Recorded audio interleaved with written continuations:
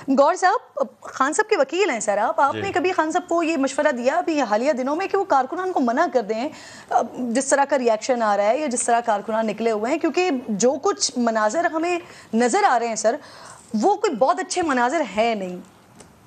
देखिए, जहाँ तक इसका ताल्लुक है कि जी वो अपने कारकुनान को मना करे, कारकुनान मना नहीं होते। पीटीआई ने कभी कोई ऐसी आवाज़ नहीं दी अपने कारकुनान को कि आज मेरी कोर्ट में हेरेंगे, आप आ जाए या दावा बोले और मुझे रोक ले। कोई ऐसी सर सोशल मीडिया पर शुरू हो जाता है जब ऐसा महसूस होता है ना कि कोई गिरफ्तारी होने वाली है तो सोशल मीडिया भी है, टीवी भी अवेलेबल है, सारे पीटीआई के रहनुमा ट्वीट करते हैं सर पहुंचे ज़मान पर।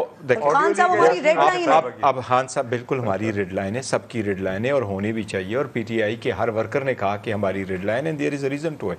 मैं आपको किस चीज़ में आप उसको गिरफ्तार करके लेके जा रहे हैं? अब तक 80 एफआईआर हो गई और 80 एफआईआर किस चीज़ की? आपने गमला तोड़ा, 144 की वायलेशन कर ली, आप पे पर्चा है। और कौन सा पर्चा है? मोहसिन रवाज रांझा पे वहाँ पर जाके कोई पीटीआई का वर्कर और इसके साथ झगड़ा हो जाता है। खान साहब ज़मान पार्क बैठे और खान साहब पे 780A का पर्चा हो जाता है। 780A का पर्चा हो जाता है। कल जिस तरह खान साहब चले गए उसमें से ज़्यादातर, आज हमने 5 दरख्वास्तें देनी थी ATA के सामने। कभी पहले लीडरों पे इस किस्म के 10 के, तो सारी दुनिया देख रही है। देखिए ये डिजिटल एज है, वो सारे लोग देखते हैं, लोग निकलते हैं कि हुकूमत कर क्या चाह रही है। इनकी यही कोशिश है। इमरान खान साहब को किस चीज़ में आपने डिस्क्वालीफाई किया? अब कौन से केसेस उनके खिलाफ बनाए जा रहे हैं? वो केस अभी जिसका उन्होंने जिक्र करिया कि जी टेरियान का केस आया, ये वो केस है जिसमें मैं खुद पेश हो गया था। ये पेशावर हाई कोर्ट में किया था, इन्हीं लोगों ने किया था। एक नए केस का ऐलान भी कर रहे हैं, खान साहब कर रहे हैं। बिलाल साहब जरा रिस्पॉन्ड कीजिएगा इस पर। तौहीन अदालत का केस करने का ऐलान कर रहे हैं पुलिस के खिलाफ। आईजी पंजाब कह रहे हैं कि सर्च वारंट की एग्जीक्यूशन ही नहीं हुई है। पुलिस ने किन किन हिस्सों पर कार्रवाई की और अगर अभी तक सर्च वारंट की तामील नहीं हुई है तो ये दोबारा ऑपरेशन का इम्कान है क्या? जी देखिए, मैंने आपसे पहले भी कहा कि अब तो इतना पानी ज़्यादा सर से गुजर गया है कि अब बंदा कहाँ पे रोके कि पिछले 5-6 दिनों से तो अब ये तो अब इतनी वायलेशंस हो गई हैं। वायलेशन मतलब कि पुलिस को पेट्रोल बम गिराना, पुलिस वैनें जलाना, अरेस्ट रेजिस्ट करना, कोर्ट में ना पेश होना, उसके बाद भी दंदनाते फिरना, फिर आज फिर कोर्ट में ना पेश होना, फिर आज दावे बोलना, फिर मजीद आग लगाना।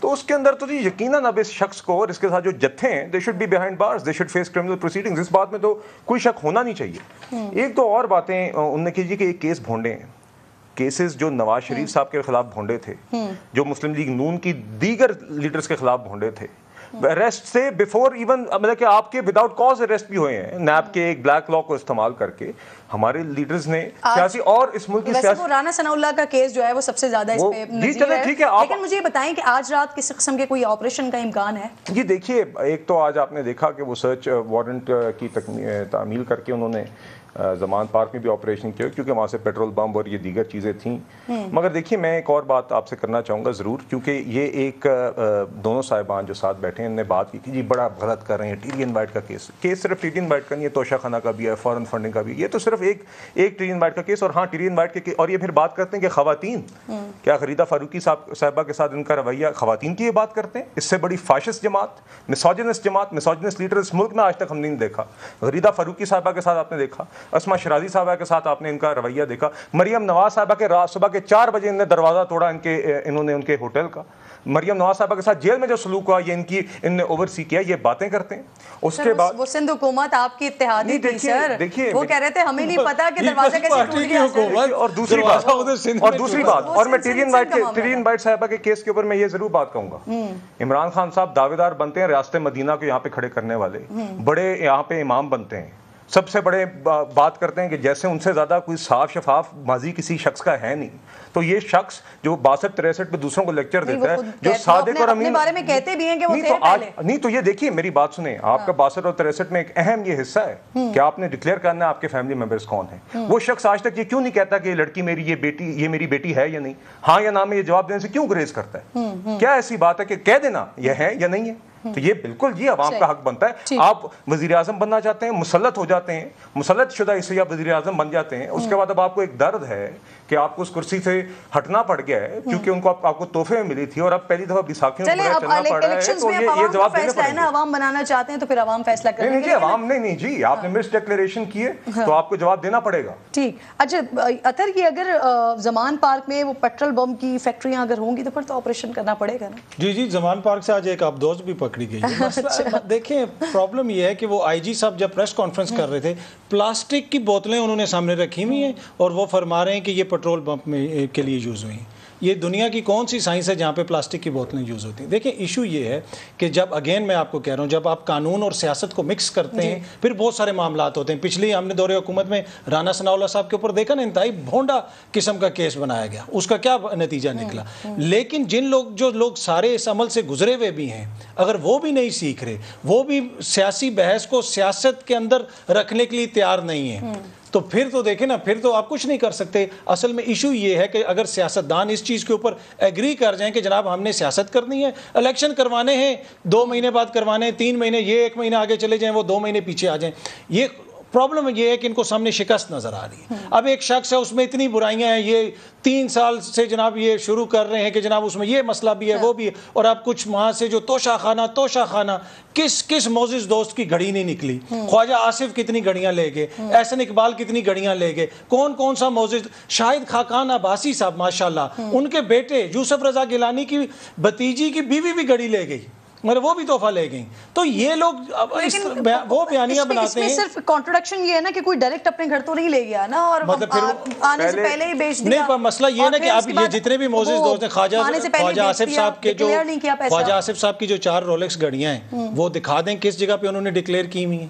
جو 13 گھڑیاں شاید خاقان عباسی صاحب لے کے گئے وہ دکھا دیں کہ انہوں نے الیکشن کمیشن میں کس جگہ ڈکلیئر کی ہوئی ہیں, اپنے ایسٹس میں کہاں ڈکلیئر کی ہیں وہ دکھا دیں. نہیں بیچی نہیں ہے تو پھر ایسٹ تو بن گیا نا, ایسٹ تو ان کے پاس بن گیا نا, ایک ایسٹ آ گیا تو ان کے پاس ہے, وہ کدھر انہوں نے ڈکلیئر کیا ہوا ہے. دیکھیں ان کو بھی پتا ہے کہ کیس کچھ نہیں ہے. اگر 3 سال میں آپ کو صرف توشہ خانہ ملا ہے تو پھر ایشو ہے. جہاں تک میاں صاحب کے کیس کا تعلق ہے, جہاں پہ کسی جگہ پہ ان کے ساتھ زیادتی ہوئی ہے, نہیں ہونی چاہیے. لیکن محترم میاں صاحب نے قومی اسمبلی میں ایک کرن کھڑے ہو کے کہا تھا حضور یہ ہیں وہ ذرائع, آج تک ان فلیٹس کی 1 ٹکے کی منی ٹریل انہوں نے نہیں دی. ابھی بھی انہی فلیٹس میں بیٹھے ہوئے, ابھی تک نہیں بتا رہے. میری لندن تو کیا پاکستان میں بھی کوئی جائیداد نہیں ہے. عوامی شعور کی توہین نہ کریں, لوگ دیکھ رہے ہیں. اب ہو سکتا ہے پی ٹی آئی والے غلط ہوں, ہو سکتا ہے دوسرے غلط ہوں, فیصلہ کون کرے گا جمہوریت میں؟ جمہور, وہ جس کو سمجھیں گے صحیح اس کو ووٹ. سر ویسے پی ٹی آئی سے سوال ہو رہے ہیں نا بلال صاحب, تو یہ بہت سارے سوالات ہیں آپ لوگوں کے لیے جس پہ ابھی جواب آنا ضروری ہے. اس کے ساتھ ساتھ پھر یہ ایک کوشچن اور لے لیجیے گا. وزیر داخلہ صاحب کہہ رہے ہیں زمان پارک میں 65 لوگوں کا مشکوک ریکارڈ ملا ہے اور 61 افراد گرفتار بھی اس میں شامل ہیں. ان کے حوالے سے کوئی ڈیٹا وغیرہ سامنے آیا؟ کیا ڈیٹا ملا ہے؟ کون سے لوگ جی؟ مشکوک افراد ہیں جو کہ گرفتار کیے گئے ہیں. 61 اور 65 تھے جو زمان پارک سے لا انفورسمنٹ ایجنسیز ہے. اس کی تفصیل میرے پاس نہیں ہے, مگر میں اگر آپ مجھے اجازت دیں تو اتنا ضرور کہوں گا کہ آج آپ کا پینل جو ہے وہ 2 پی ٹی آئی اور 1 پی ایم ایل این ہے.